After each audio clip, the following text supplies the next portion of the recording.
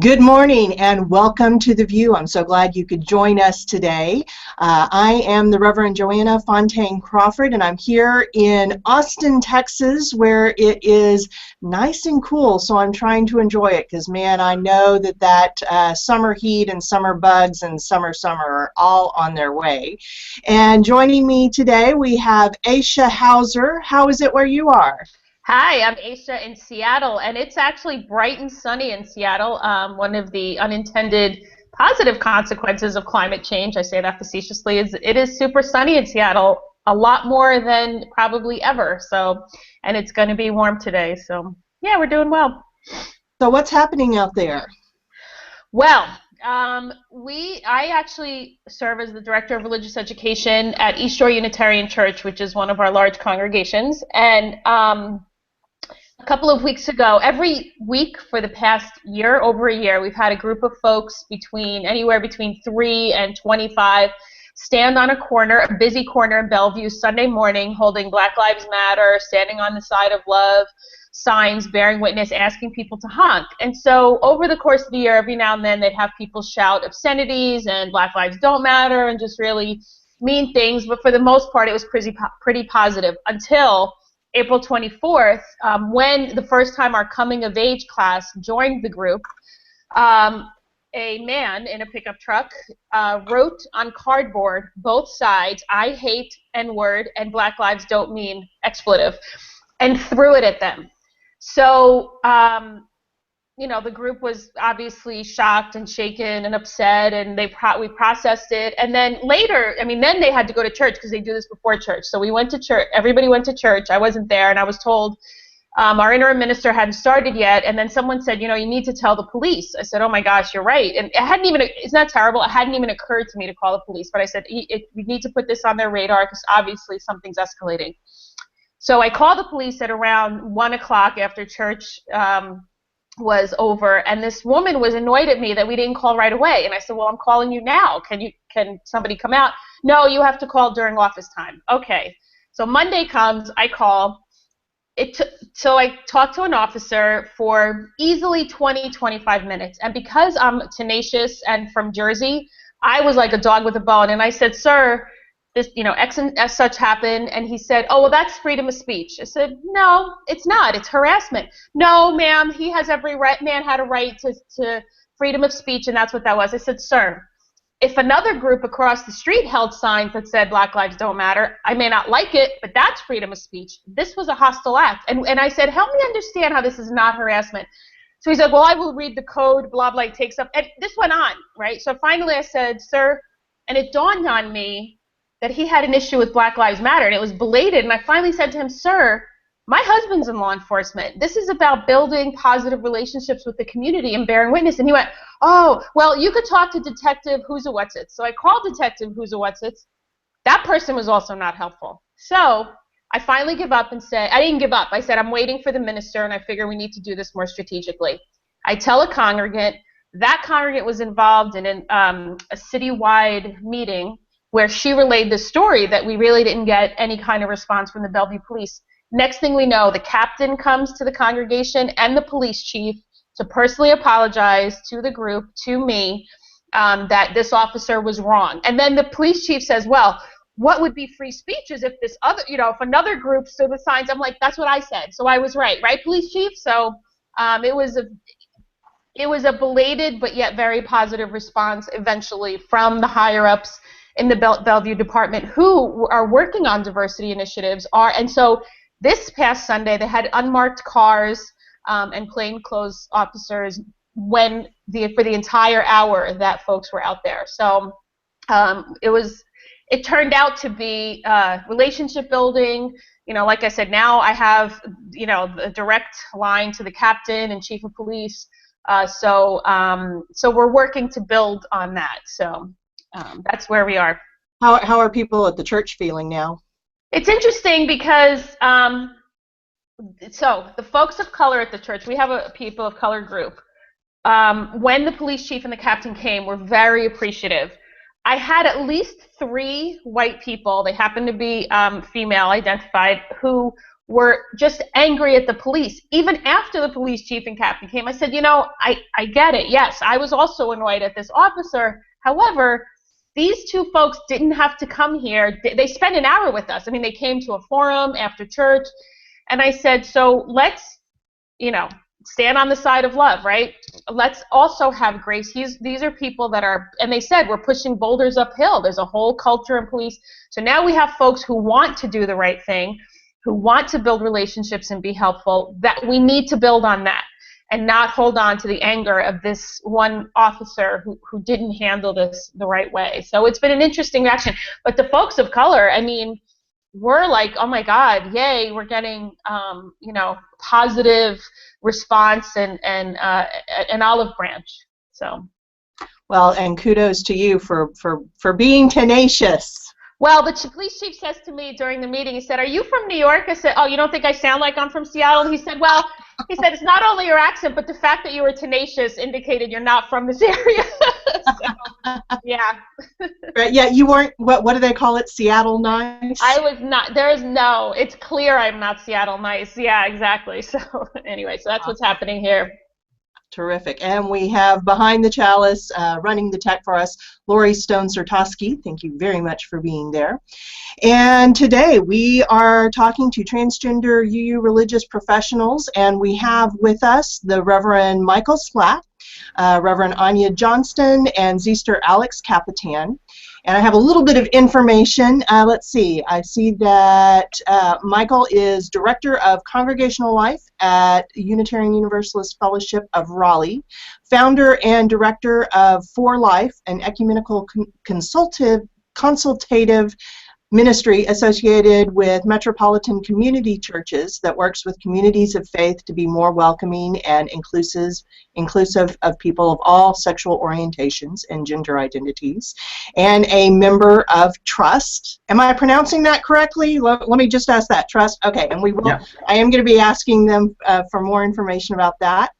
And Alex is a member of the TRUUsT Steering Committee and was previously on staff for the UUA National Office. So welcome. I'm so glad that you could join us today. So first question, so what's TRUUsT?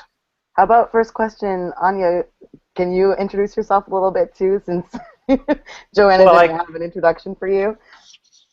Yeah, I'm at an undisclosed location near Portland, Oregon. And I haven't been working for a few years, so I don't have the usual now serving such and so. But until 2012, I specialized in transitional ministries since 1994, and I just kind of love the absurdity of it being transitional ministries and a transitions office and a trans minister. And you're also on the TRUUsT Steering Committee with I have been for a while. So what is TRUUsT? Do you want to go first, Anya, since you've been part of the leadership longest?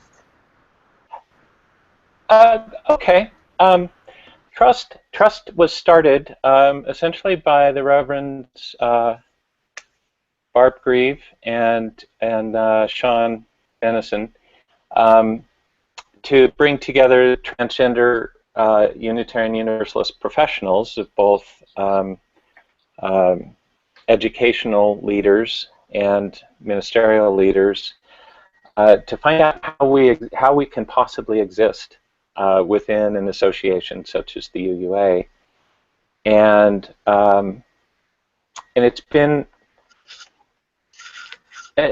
in formation for a long time, and we would get together and we would have our phone conferences and we would gather at General Assembly, and that's about it until last month. So the rest of that will unfold, but in short, it's essentially a support group for transgender professionals. And you said things changed last month, and I know there was an event. Can someone tell us a little bit about that? Alex. Yeah. Yeah, go for it, Alex. So last month was a historic occasion, just a couple weeks ago really, of the first time that we were able to have a retreat for trans UU religious professionals. This had been a dream of the founders, Barb Grieve and Sean Parker Dennison, since they founded TRUUsT. And TRUUsT was born in 2004 after several years of conversation between the two of them, as folks who were really being thrust into the spotlight in terms of UU religious professionals. People kept referring them to each other, saying, hey, you should really talk to Barb, and hey, you should really talk to Sean, as if they weren't, you know, best friends already. And so 2004, they decided to create an organization so that, you know, all UU trans religious professionals could have a community and start to be able to advocate for our needs within this denomination. So some of the things they've been able to focus on over the past 12 years has been trainings for the Ministerial Fellowship Committee and other credentialing bodies, partnerships with UUMA and Loretta, our two professional organizations for ministers and directors of religious education, and so on. But they really wanted to have a retreat where all UU religious professionals who are trans could come together and, you know, form community together, build community together, support each other, talk about our struggles within this denomination and our needs. And so that's what we were able to do last month, thanks to a generous grant from the UU funding program and a matching grant from the UUA National Office. And 15 of us gathered. That's not all of us. There are probably twice as many of us out there, if not more, but those were the folks who were able to be there. And also, given the historic nature of this first event of this nature, there was a sort of sense that everyone who was present needed to be fully public about being trans or genderqueer or two-spirit or gender nonconforming or intersex and, you know, trans in some other way. And, you know, because otherwise we wouldn't be able to keep people safe. So it was a fabulous time. We spent 3 days together, 3.5 days. Kate Bornstein was our facilitator. And for folks who don't know Kate, she is one of the real elders within our community and a spiritual mentor to many of us. Although she doesn't identify as Unitarian Universalist, she's definitely a kindred spirit. So that was fabulous. And we were also joined by Sarah Lammert, Director of Ministries and Faith Development for the UUA National Office, and Janice Marie Johnson, Multicultural Leadership, Multicultural Ministries and Leadership Director for the UUA National Office. So that was fabulous as well. We were able to sort of talk about our needs and directly deliver those needs to representatives of the National Office. What else would you all share, Mykal and Anya?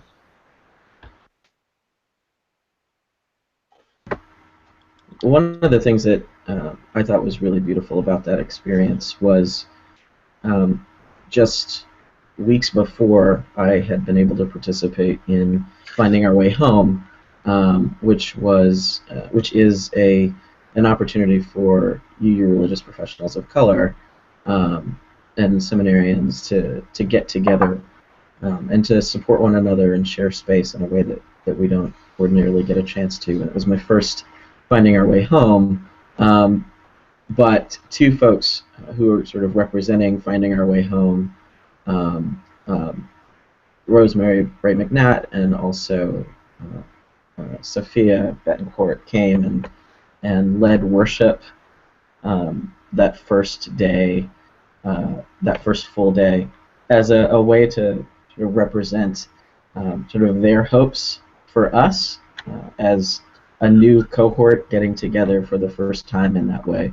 It was really meaningful and beautiful, and they were able to share some of the things that were initially really beautiful and hard about Finding Our Way Home coming together for the first time, however many years ago, and sort of passing those hopes on to us. It was really, really incredible for me to to have been a part of Finding Our Way Home for the first time, and then to sort of bear witness to this sort of passing on the torch in a way. So that was really excellent. And also, it was really beautiful just to know who many of us are. You know, we're kind of spread out all over the country, and to be able to share meals together and laugh together and cry together and all the things that we were able to do was really healing for me. So I was really excited to be a part of it.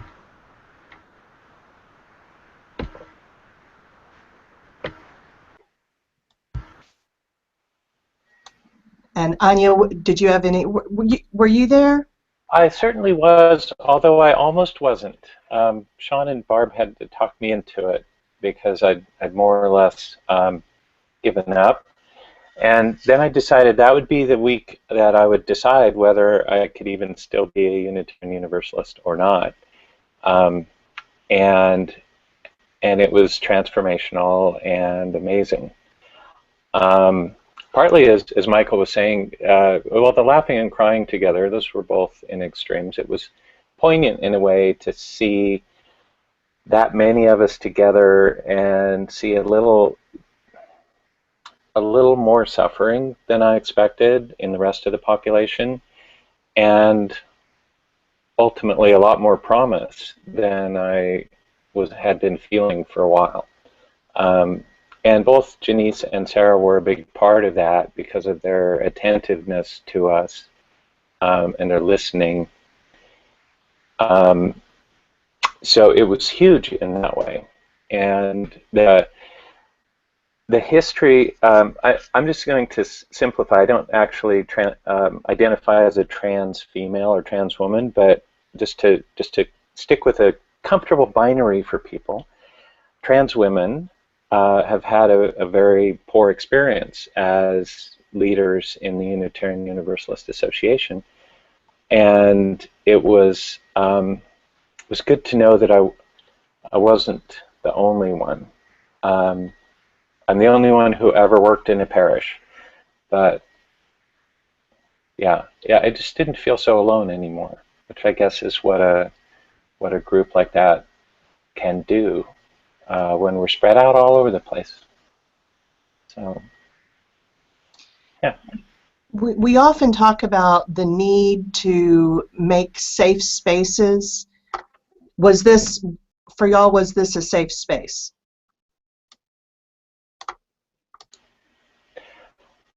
I certainly treated it as one because of the internal pressure to need to make decisions. I also felt the need to take risks, and that was hard.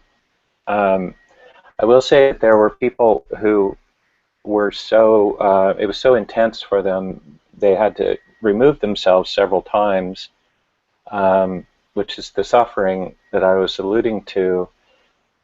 I thought I'd had it bad, and maybe at some levels I have at least as much, but I never had to get up and walk out. So there's a lot of pain there, and it was a place where people could acknowledge that even if they couldn't stay in the room. To me, on the way home after it all, I realized that TRUUsT has a potential to be of great use to our colleagues, more, let's just say, in a pastoring and mentoring way, more than was clear before, because we've now all been in the room. Yeah.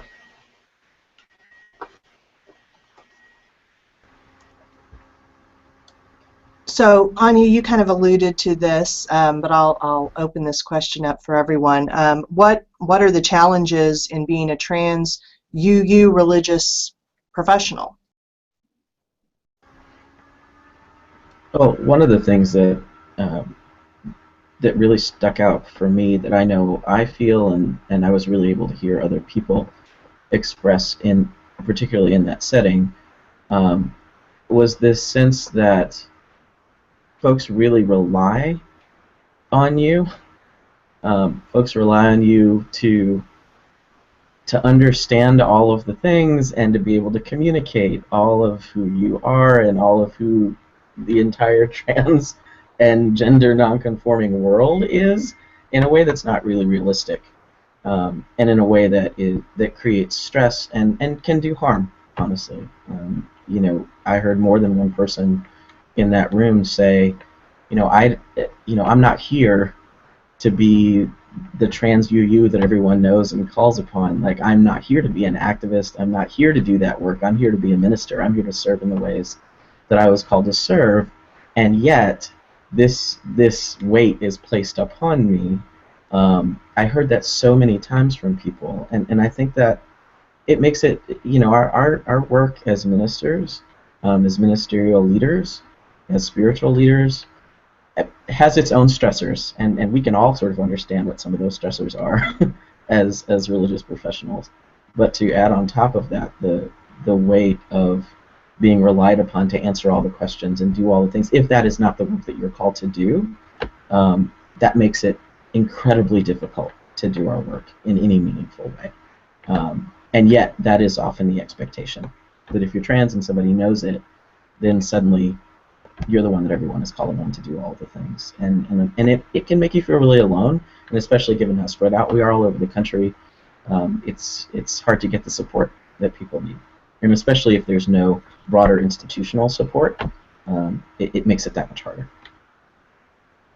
I'll say that one thing that is really apparent to me as a trans religious professional is something that is common to all folks with marginalized identities, particularly folks with multiple marginalized identities within our movement, which is, as someone who's done a lot of welcome and inclusion work around all sorts of intersections of identity and experience within Unitarian Universalism, what's really common is having congregations and other groups of Unitarian Universalists out there sort of being theoretically okay and excited about diversity in terms of, hey, we have this identity as being a really welcoming and inclusive place, and we really want that identity to be visually reflected.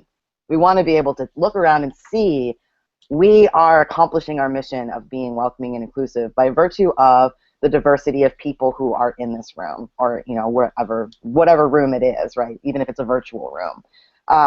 But the truth is, we have a very difficult time transforming our culture so that people with marginalized identities actually get their spiritual needs met and have the ability to bring their full selves forward in that room. So what I often see when I do educational work and organizing work in our UU contexts is, and I'm sure lots of people listening to this can relate to this, is if you are like us in every single way except for one, for example, if you are, if you reflect the same sorts of identities and experiences as everybody else in this room, or the assumption is that everybody has the same sorts of identities and experiences, except you happen to be partnered with someone of a different gender, then it's okay, because you can still blend enough with the existing culture that we have.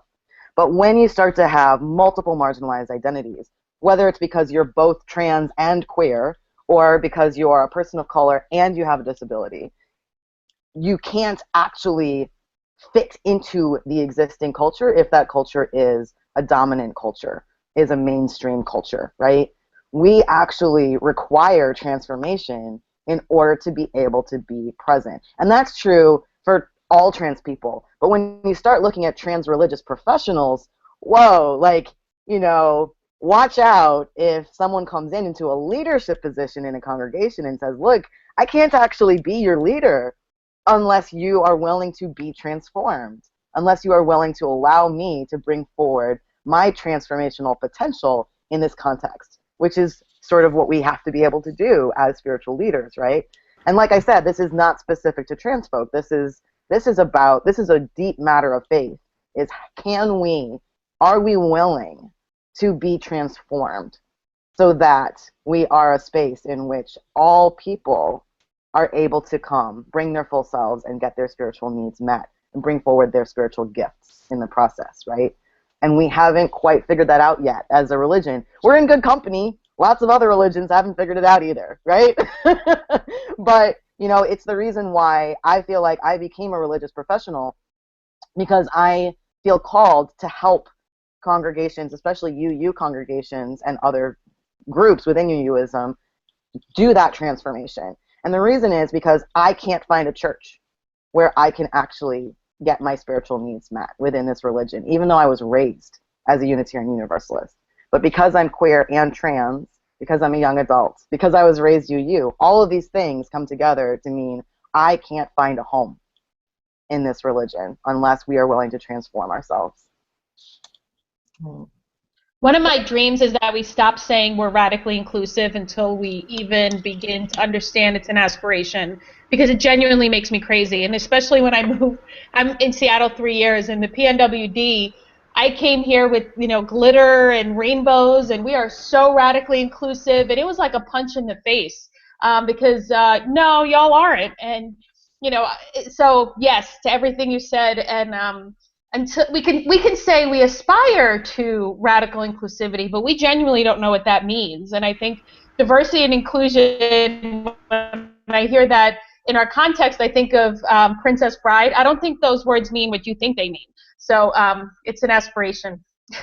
Well, Right. and I think it's also a verb, right? I think we have a tendency to use these words as if they're nouns, as if they're name tags and badges that we can just wear and say, look, I'm an ally. I'm welcoming. You know, we are the perfect church because we are fill in the blank, when actually we have to understand that these are spiritual practices. We can practice the spiritual practice of radical inclusion, but we have to understand that it's a practice. It's a verb. It's not something we automatically are. And it means that we're going to get messy. It's going to be uncomfortable. And it has to be. Otherwise, we're not being transformed. And we also have to, I think, recognize that it requires some level of comfort with being uncomfortable. We have to be willing to be uncomfortable, and we have to be willing to be uncomfortable together in order to learn some new things, in order to get past the stuff that we're concerned about, afraid of, uncertain of, you know, don't have knowledge around. We can't know all the things, but we can be in relationship with all the people, right? And it's that being in relationship piece that I think gets really tricky, because it requires sort of looking beyond your own lens. And as a UU religious professional, you know, that's something that we kind of are trying to live every day and hope for in the congregations that we serve, and that we live out and hope and invite for other people to live out. And in some ways, that's not what all of us are called to do that and be that. And so it really requires the work on the part of the congregations to really take that time and to struggle, and it does take time. That's the other piece. You know, doing a workshop around these issues isn't often enough. 2-hour workshop doesn't do it. It calls on us to do quite a bit more, and for quite a bit longer.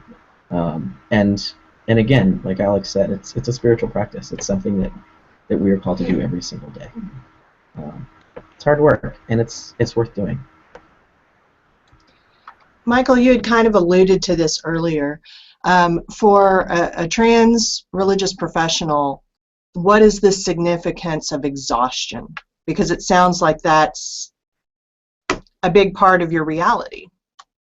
It can be certainly. You know, on some level, we're called to do whatever that work is that we're called to do, whether we're religious professionals or ministers or people who are called to be out in the world bearing witness, whatever that work is.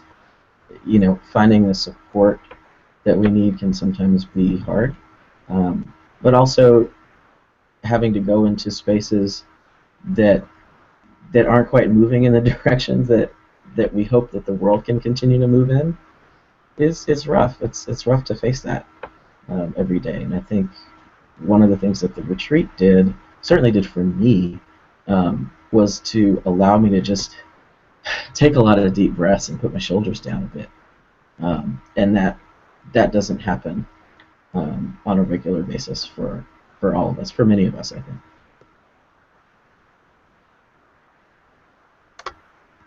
There, of course, in the news, there's been, a lot of recent anti-trans legislation, such as HB2. How are trans people doing? Specifically around HB2, folks are tired. A number of us are in the process of building and creating new spiritual community here in Durham called The Clearing, and we sort of set up some space on Monday, April 25th, when opening session happened in North Carolina at the General Assembly. And, it was just a space for people to come and rest and to not be in the mix of all of the things. And the one word that I consistently heard from people who stopped by the phrase was, "I'm tired." People are just exhausted. It is exhausting to stand in the face of that kind of hatred and active misunderstanding, just a lack of, an unwillingness to understand and be educated around lived experiences that aren't your own. It's rough. It's really rough. And there's a lot of work happening on the ground. There's a lot of work happening legislatively. There's work happening in the courts right now. There are a number of different strategies being implemented, and they're all really important. And it's tiring. Folks, I want to be able to live my life in the best possible ways that I can and be supported in all the ways that I need and hope to be supported. And to have a legislature with very little understanding of trans issues, if any at all, legislate around my life and other people's lives it's emotionally and spiritually debilitating.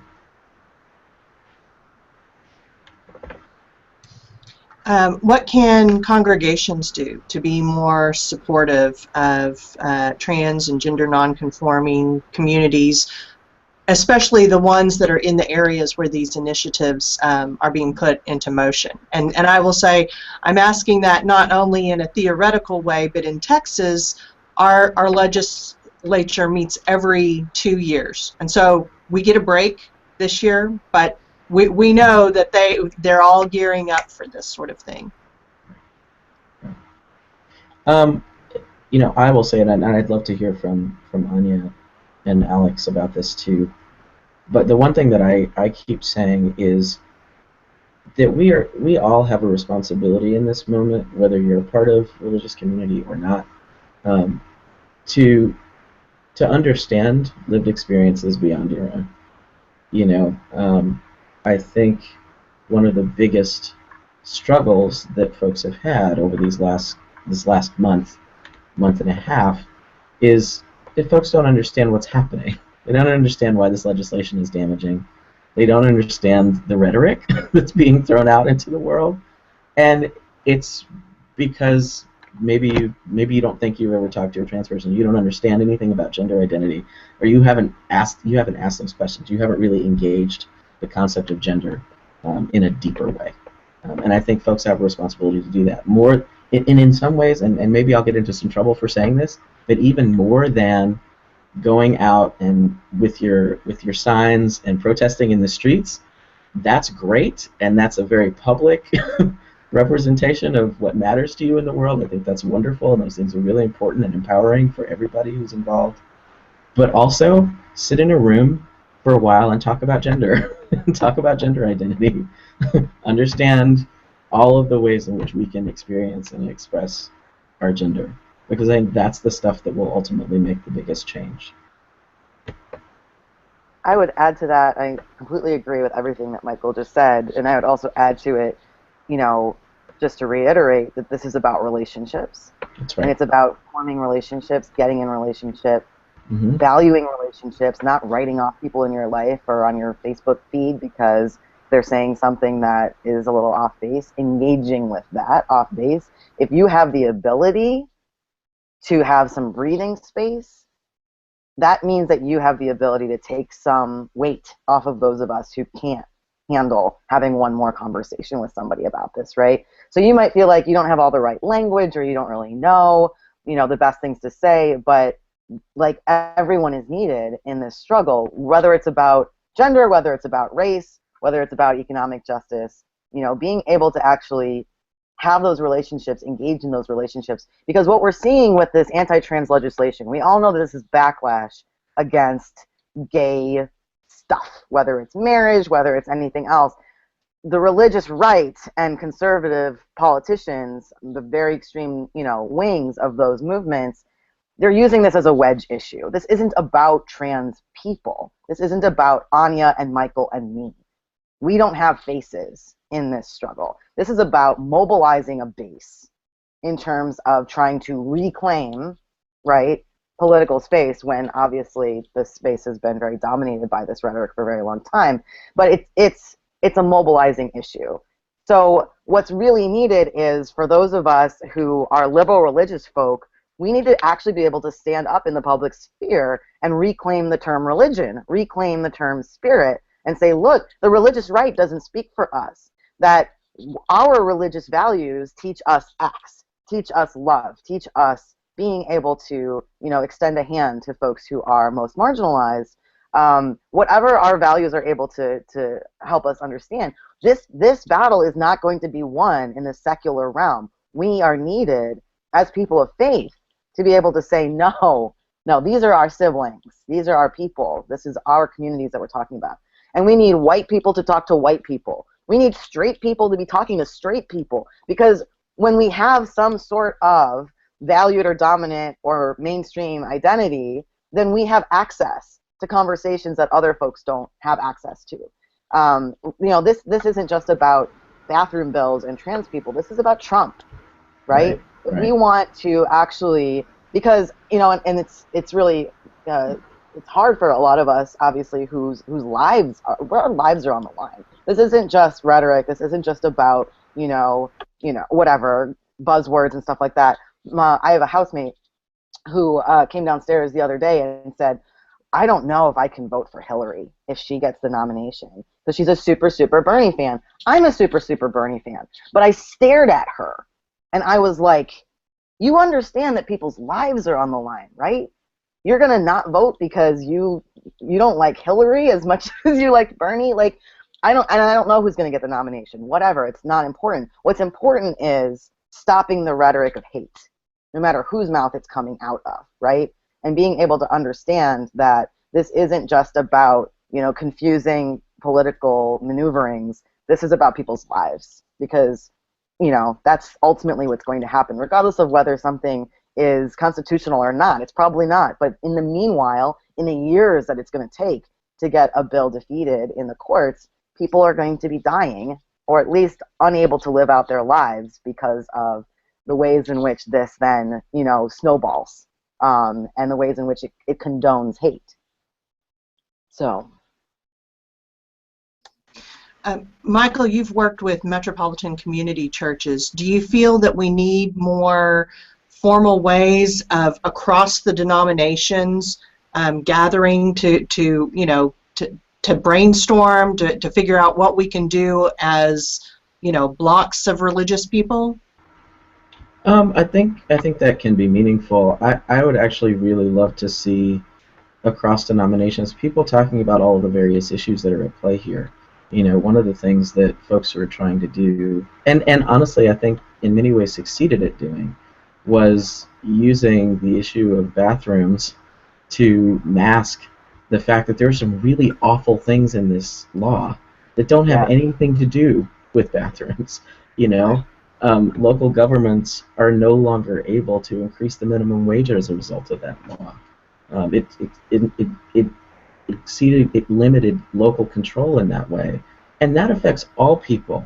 And so we have to be able, I think, to recognize the ways in which we are all being impacted, and come together around all of those various issues. You know, sometimes in our social justice movements we focus on one piece, and ultimately in only focusing on that one piece, it's easy to become divisive, because well, what about, you know, what about veterans' rights in this bill? What about minimum wage issues in this bill? What about the fact that people are now substantially limited in state courts to file discrimination claims? Like, that impacts all of us. and it requires us to sort of reach across our various issues to come together. And I think we can do that across denominations. And I also think that sometimes that's too big for folks. You know, sometimes we need to really slow things down and work locally. One of the things that has been really hard to watch, and it's probably been one of the most difficult things to witness in all of this, is that the folks who are really on the ground doing all the local work, the folks who were sitting on the street in civil disobedience in front of the governor's house, for example, you know, no one, there are national organizations that are coming in and aren't really talking to people locally until the final hour. It's like there need to be we have to figure out some better ways to communicate with one another, to work together. You know, national organizations often have big nonprofit money, right, in a way that smaller local organizations don't.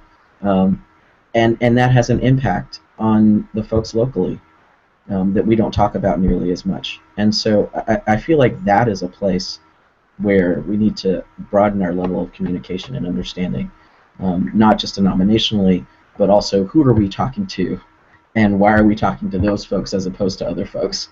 You know, like we really need to ask these hard questions and think about these things, because it's the folks who, you know, who were sitting on the street in front of the governor's house the night of the bill passage. Those are the folks who were getting arrested. Those are the folks who were the most marginalized, and no one was having conversations with them. And they're doing the work and putting their lives on the line.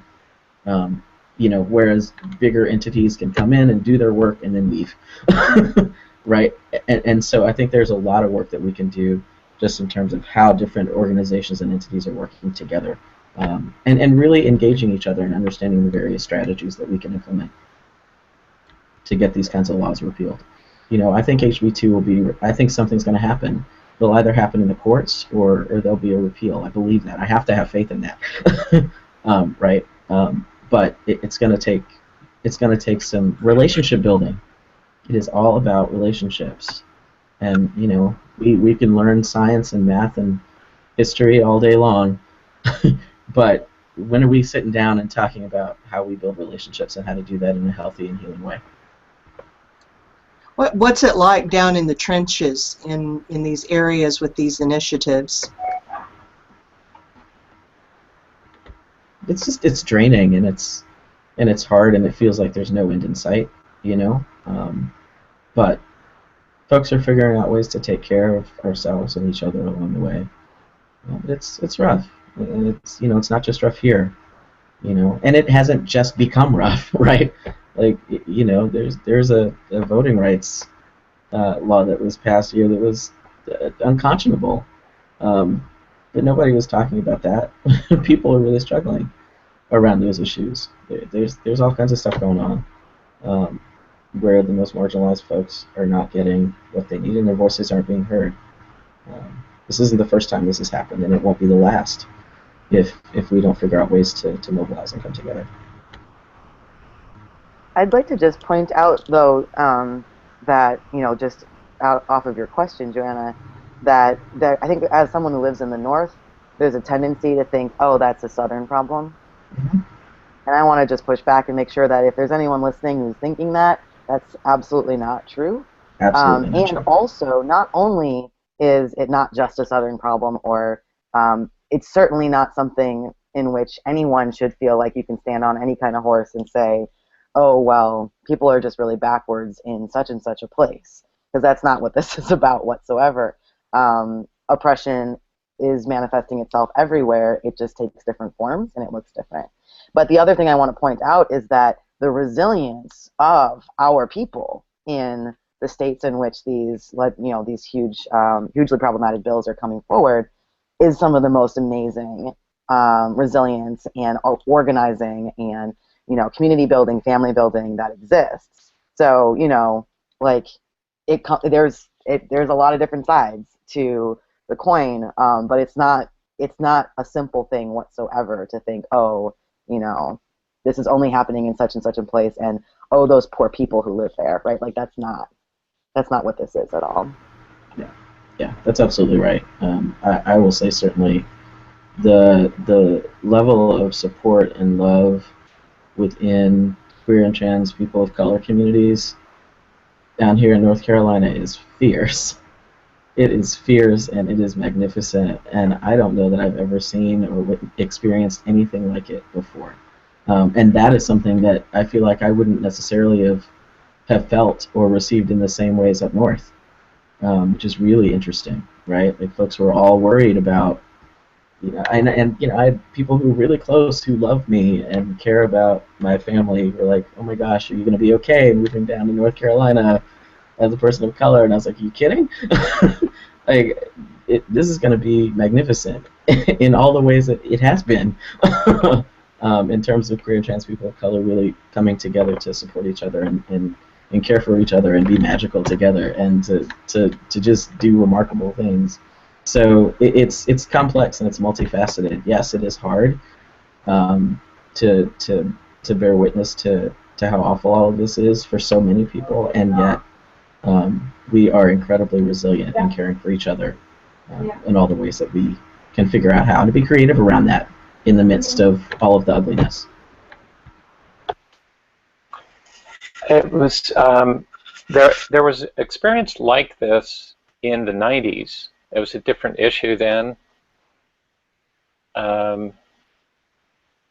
When trans wasn't the issue, but gay rights was, and the ability to talk about, to use the word homosexual in a public school. And in Idaho, this is what cemented my connection to Unitarian Universalism, was the campaign against that initiative, which would be equivalent to arguing against HB2 now. Oregon had the same initiative going at the time. They all came out of the Briggs Initiative in California, which contributed to Harvey Milk's murder and other things. And that all came out of Anita Bryant's hate campaign, and that essentially came out of witch trials in Salem. It's all the same thing, where it's never about witches or gay marriage or trans bathrooms. It's always about building a coalition of people who are all afraid of the same things, and the fear is always nebulous. So the question about what we can do in congregations, in our Unitarian Universalist identities, reminds me of Portland's experience then in '94 of their hate-free zone, of tying a giant ribbon around their entire city block. And for one thing, it brought the church back to life. And it also, the often vaunted phrase, we want to be a beacon of liberal religious thought, or some such thing.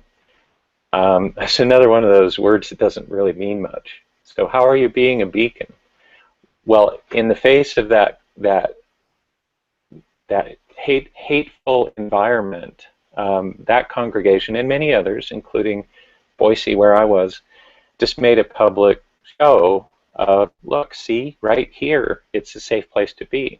To go back to that, was it a safe space? Well, it got me into the denomination, and I wasn't identifying as anything other than happily married parent at that time.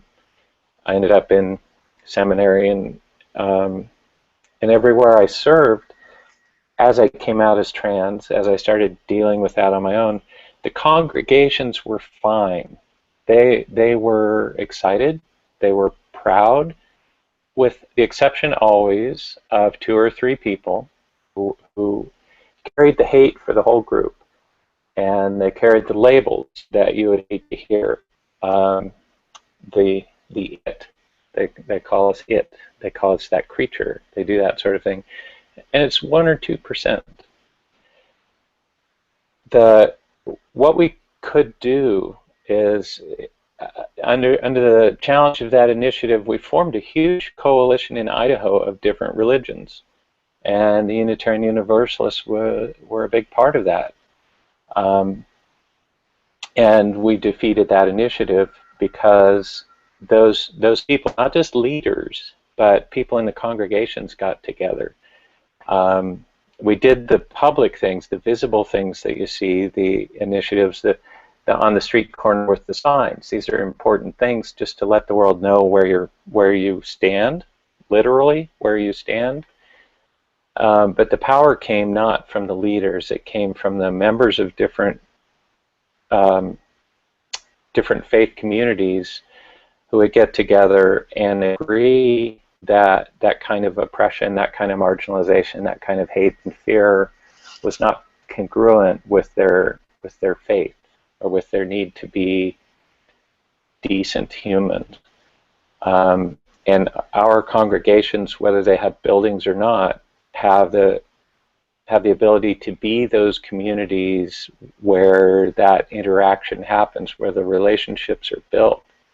It's happened before. I know it's happening now. Right now, we're in the spotlight as trans people, and it's just like with all the others, it's not really about us, but we're being used. Our identity is being used to build hate. We've forgotten a few things, as people do over the decades, and we go back and we start over instead of picking up with the skills we already have. There's so much we can do. There's so much potential to be strong and influential, and not have to be the star. Our strength comes from not from our huge numbers, because we don't have huge numbers. It comes from our solid grounding in a faith tradition that doesn't have room for that kind of hatred. And we have to be careful not to start hating also. Right. Anya, can I jump in? Because you had said in the beginning that the TRUUsT Retreat would determine whether or not you would even stay Unitarian Universalist. And if you're comfortable, I'd love to hear where you are now with that. There's a map of the country on my wall here with little spots on it where I might go to work in congregations. And specifically, it was Sarah Lammert who reopened the door to, I don't want to get into all the details of why, because it sounds so passive to say they wouldn't let me work, but essentially they said, I'm sorry, being trans is too hard, you need to take several years off. So there I was. I couldn't get out of my sabbatical. So I've had a very, very long sabbatical, and the timing was perfect for Sarah to be there and to listen. I get by in life by letting an optimist survive inside me. So that retreat fed that optimist and convinced me that, yeah, there's hope. And since that day, that last day of the retreat, people have commented on this that I'm talking as if I'm included, and apparently that hasn't happened for many years. That same kind of joyful transformation can happen for anyone who feels marginalized and walks in one of our doors. It just hadn't happened for me in a long, long time. So. I know we only have a few minutes left, but what can UU congregations do to increase inclusion, affirmation, and advocacy of and for trans people in their congregations? Well, I'll say, as someone who managed the Welcoming Congregation program for several years, I had the blessing of being able to engage with this question quite a lot, particularly because a lot of our congregations went through that program. They might have gone through that program 10, 15 years ago, which is fabulous, maybe even 20 years ago. And for congregations that went through that program, particularly those who went through it early on, there can sometimes be a sense that we've been there, done that, right? Like, we're totally welcoming and inclusive now in terms of LGBTQ, right? Or LGBT or BGLT or whatever acronym folks like to use, when in fact the sand is shifting. The sand is always shifting. The words that I use to describe myself did not exist 15 years ago. It's that real, right? Like, when I was born, the language had not yet been invented for me to describe who I am. So having gone through a program, an intentional program around increasing welcome and inclusion of gay, lesbian, and bisexual people 15 or 20 years ago, or even 5 years ago, everything might have changed in 5 years. There's turnover in the congregation. The language has changed. The youth are using words that you have no idea what they mean. So the idea, and this goes along with what I was saying earlier, the idea has to be that welcome is a spiritual practice. Welcome is a verb. It's not a noun. It's not a static identity. Ally is not an identity. It's a verb. It's something that we do. And in order to do it, we have to practice it.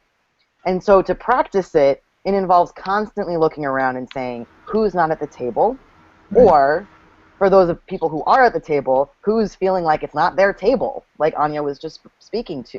You know, who built this table? And who issued the invitations? And who has literally had to wrestle their way to get here? And then they got here, and they're not even sure if they can have a seat, a place to be at this table. And it's not just about, you know, training your membership folks and your ushers and your greeters, although that's very important, right? It's not just the role of 2 people on a Sunday morning.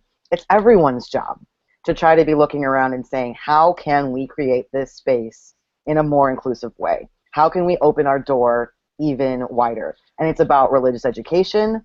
It's about worship. It's about your justice ministries. It's about, you know, the policies and procedures, particularly around membership and finances and money, because that gets into all kinds of stuff, right? And when I say religious education, I mean religious education for all ages as well. I think we often have, when I talk to folks, I think there's often this sense that the mythical trans person is someone who's A, not here yet, and B, going to walk through the door on a Sunday morning and we're going to be able to recognize that they are trans. And we're going to be able to specifically welcome them, right? When in fact, A, you can't tell who's trans. B, there's probably already trans people in your congregation. C, what about our kids? We're raising trans kids and not even knowing it. And do we actually create a space where those children can get the full experience and be able to bring themselves in full to church on whatever day of the week they come? And it's not just about trans kids. It's about all of our kids. Because do we want to be raising young boys who are able to be sensitive and emotional and feminist?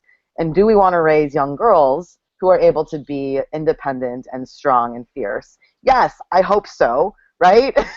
So we have to help everyone in our congregation. We have to be able to help them unpack what they've been taught about gender and about how that's kept them small, how that's kept all of us from being able to be our full selves. So that's sort of what I say when I get this question. And I'm also excited to share that Mykal and I are in the process of starting a collective that's going to be helping congregations do this very work.